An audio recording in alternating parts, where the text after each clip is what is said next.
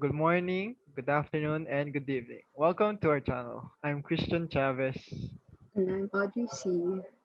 So, hello Audrey, what are we here for again? Hey. May I ask? I think we're here for a long awaited episode on City Beautiful movement. Ah, yes, which was given by our mentor, Miss Miki. So, should we start discussing more about it? Yes, we should. But first, let us share our initial knowledge on the movement. So I'll go first. Okay. I honestly didn't know that this movement existed, but I was always curious on when we as architects started thinking about the aesthetics of a city. Because from what I knew, architecture was about the aesthetics of one building only. Mm, good idea. Well, for me, to be honest, it's not like an idea that just came to me from a piece of trash, but I think I've heard about it in one of my history of architecture classes back in the day. Basically, it's about making a city more bling bling or grandeur, to make a city plan more gorgeous and nice to look at. So what is it really? Do you have any idea? Um, let's go to the history, shall we? Okay, let's go. So, for the history, the movement started during the World's Columbian Exposition, which is also known as the Chicago World's Fair 1893 for the White City under the lead of Daniel Burnham. It was influenced by the Beaux-Arts architectural style in Paris. Beaux-Arts style came from the famous École des Beaux-Arts in Paris, which instructed artists in the necessity of order, dignity, and harmony in their works. So Daniel Burnham actually created a harmony of this architectural style and the aesthetics of Chicago's buildings and cityscapes, which I would say is a very challenging project. So basically, to put it in another word, it's a reformed philosophy of North American architecture and urban planning that flourished during the 1890s and 1900s with the intent of introducing beautification and monumental grandeur in cities, and later on became a symbol of the emerging American exceptionalism. So the City Beautiful movement emerged at that time in US history when the country's urban population first began to outnumber its rural population and had problems. So let's move to the agenda of the movement. So Audrey, what do you think is the purpose or the role of this movement? Do you have any small idea about it? I think it's pretty self explanatory. Why don't you go ahead and share your knowledge? Okay.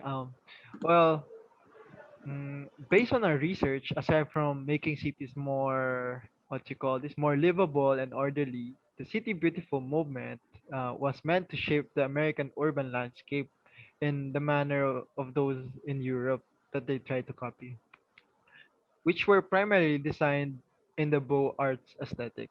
And another thing that I read is that it's to be exceptional.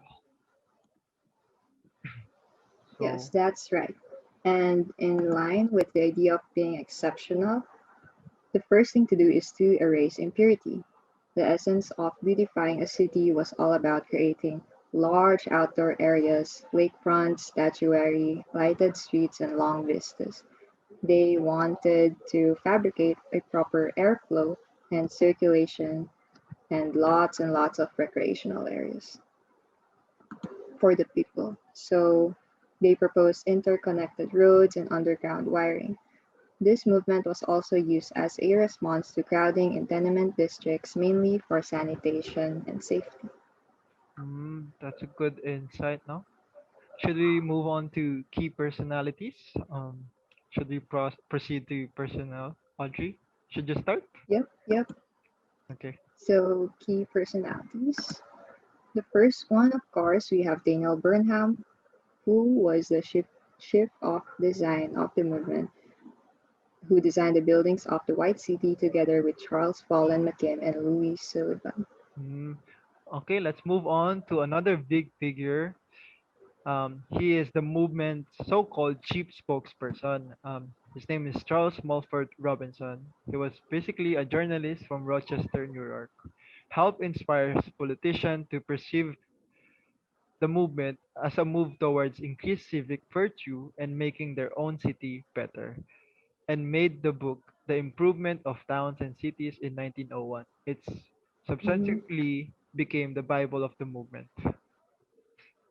So, Yeah, and among these big figures during the movement was Charles Atwood, the architect who designed a large number of the secondary structures. And then we have Frederick Law Alsmith, who created the layout of the fairgrounds and the lagoons. Maybe you guys know him as the designer of Central Park in Manhattan, along with the British architect and landscape designer Calvert Vaux. Again, with the major landscapes and recreational spaces, it is truly one of the greatest American masterpieces that was influenced by the movement. Oh, and I almost forgot, they had an amazing sculptor named Augustus St. Gaudens, who built large scale monuments for Chicago World's Fair. oh yeah, I also read about some of those guys. So, here's a list of some other people for you to look at that are very important to the movement or somewhat has related to the movement. There are Charles Follen McKim, Louis Sullivan, Calvert Vaux, William Vandervoort Allen, Albert Esbard, and so on and so forth. So I would like to proceed to principles formulated or what influenced the movement. So speaking of principles, I would like to mention the book entitled The Improvement of Towns and Cities that was made in 1901 that basically became the Bible or the guide of of the movement, or so they say. So basically, it Mhm. contains this following. It says that social ills would be swept away as the beauty of the city would inspire civic loyalty and moral rectitude in the impoverished. Second, it says that American cities would be brought to cultural parity with their European competition through the use of the European Beaux Arts idiom. Next is it's to be more inviting city centers that it still would not bring upper class back to life, but certainly would bring them back to work and spend money in the urban areas. And then it's an added quote saying that the premise of the movement was the idea that beauty could be an effective social controlling device. Yes, they believed that beautification could provide a harmonious social order, and this movement spread all throughout the country in Coral Gables, Memphis, Denver, Cleveland, and many other cities. Its influence was most prominent in the Macmillan Plan of 1902 in Washington, D.C., led by none other than Daniel Burnham. The plan was created the plan was to create a monumental core, a great public mall, and a series of public gardens. So you can see here on the left side is the mall, which is the National Mall today, and from the Lincoln Memorial to the US Capitol. And if I remember, it still stands today. Am I right? Yes, it does. Uh, Here is it. wow, that's nice. So let's move. On some influences can also be seen in other countries, such as Australia, in the cities of Canberra and Melbourne, and some others, which was spearheaded by Robert Freestones, and with him basically analyzing the City Beautiful movement and applying it to the towns that he designs, which mainly revolves around Australia. So one more is another influence event where the Louisiana Purchase Exposition in St. Louis World's Fair International Expedition held in St. Louis, Missouri from April 30 to December 1st of 1904, and the planning of the Chicago Plan by Daniel Burnham that featured a dynamic new civic center, actual streets, and a new lush strips of parkland for recreational alongside the city's famous lakefront. uh. So after that, I think we should move to the key issues or challenges faced by the movement. Yes. So behind all this majesty of buildings and landscapes, Are there any issues or injustice that arose during the movement? Um, that's a good question. Well, if we were to read about it, I mean, we actually did. There are some issues or challenges that we noticed. First is the question: is it giving social context to the place, or is it doing justice to it, or is it just pure Mm-hmm. injustice? Preserving its history or totally covering it up with beautifying a place, there tends to be a cover up or white wall, they call it, that might lose the identity of a certain place. So, Well, isn't the main concept of the movement to beautify the city and erase all the negativities? um, yeah, well, I mean, it can be a good thing, but me, I'm just being nitpicky. I think that identity of the place also matters in some way. So it can be a bothersome to change all those to remove the identity of a place. Mm-hmm. Well, I'm going to say something that's based on what I've read. The aesthetics of the city is amazing. They really got it. It looks attractive and the order is discernible, but it wasn't built for everyone. Jane Jacobs, I know you've heard about this, Christian, Yeah. referred to the movement as an architectural design club. According to her, the city is a problem of disorganized complexity. It looks like chaos, but it has balance as it works. No? Nice words by her, no? But another issue that we notice is maybe the concentration of poverty in the city will be too directed within the city itself, and with tenements rising from the ground from left to right, and it might remove some spaces intended for public spaces, no? Don't you think? What do you think about that? Yeah, I think it made inequality even more evident, isolating the poor from the rest of the city and creating this illusion of peace and justice, catered mostly to the middle and upper middle class. The rich traveled to the city only to attend to their business, consume leisure activities, and return to their comfortable suburban homes. It left the less well to do and the downright poverty stricken to the quickly decaying urban center, which showed public neglect and private greed. You guys can watch the documentary about the reformation of New York City and Jane Jacobs' advocacy. We'll be linking it down below. And tell us what you guys think in the comments. Go watch it. So let's move on to the current laws and policies revolving around the movement. So, Odds, do you think they have laws or rules and current policies regarding the movement? Um, Well, we have a list here of what we think are the main policies. okay, let's show them. Hmm. This is what we notice. It's basically no vandalizing, no homeless sleeping on public spaces, no cutting of public trees, underground firing, regular garbage collection, adequate water and sewer system. Basically, beautifying the streetscape itself. So, based on our Mm-hmm. research, here are some laws that built up to the current City Beautiful movement. The first one is the Bard Act, passed in 1956, which permitted local municipalities enabling legislation to pass laws that regulate the aesthetics of their own city. Then the next one is the New York City Landmark Law, because it gave the power of the city to pass legislation for aesthetic regulation. They have their own power within their own government. So let's Mm-hmm. move on to case studies, Audrey. Um, Yeah, I think um, we've been focusing much of our research in other countries. yeah, I think so too. We've been focusing too much on other countries. From what I know, we in the Philippines also have aspects of City Beautiful movement, right? Yes, we do. Yeah. And guess what it is? Uh, We have the Bell.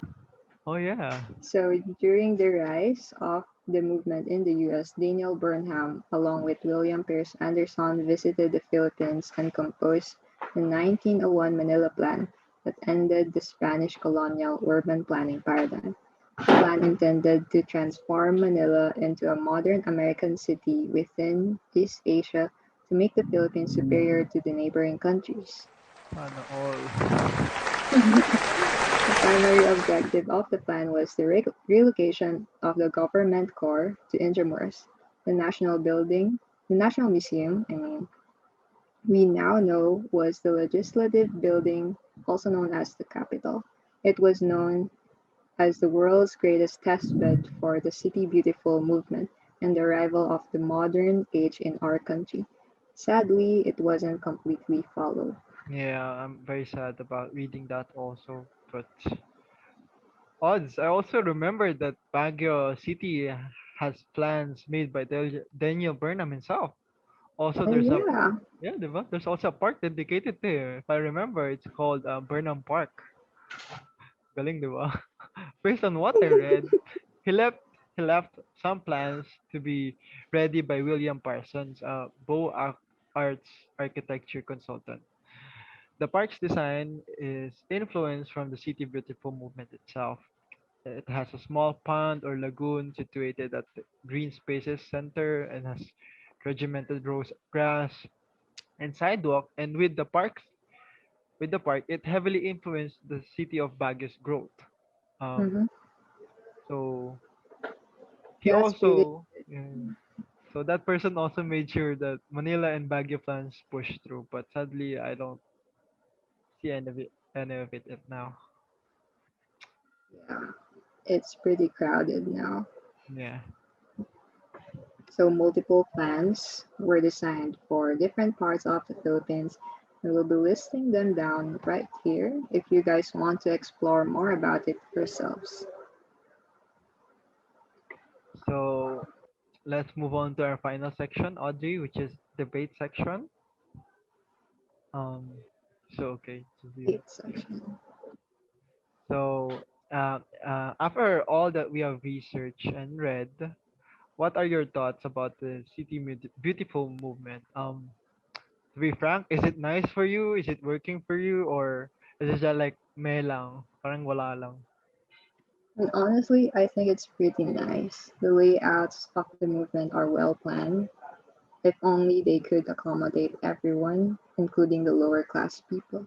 Yeah, especially the lower class. I also noticed that. So, well, if you ask me what I think about this movement, I can say that it's catering only to what people want to see or what they Mm-hmm. feel good that it's good for their eyes and what they need, not what they need. I'm sorry. Yeah, It's like yeah, intended for well-off people already in society, but not those people who are having a hard time. Just as like you said. yeah. Would you want to live in a place designed just like the White City? Or is Um, it really just a place to visit? Uh, no. I mean, who wouldn't like to live in those kinds of condition naman, di ba? So what I'm trying to say is, I want to be practical. We live in the Philippines with improper Mm-hmm. planning. Let's say we followed Burnham's real plan. I think if we focus first on improving the city's planning, then applying the aspects of what we know what is city beautiful movement as it is. Now, that's a city worth living for. Yeah, that's true. Is there something you would like to change in the movement's principles? If I can, maybe towards the designing for the poor part. Maybe tenements are too generic and repetitive. What if they're housing us lower floors and garden rooftops or gardening facade vegetation along the facades? So instead of looking like a tall building that are repetitive, they would look like small buildings that have green spaces, open and spacious living spaces for them to have a good living condition. So that's all. How about you? Would you change something else? I think if they designed spaces in human scale, just like you said, it would be nice if they made houses and streets smaller so that it would follow the linearity of our feet and it would be more comfortable for us to walk Wow. around. Good words, huh? So I think we could end all of that for today. Thank you all for today. Thank you for listening. Thank you so much for clicking on this video. Make sure to support us by pressing the like button and we'll see you guys next time. And thank Bye. you.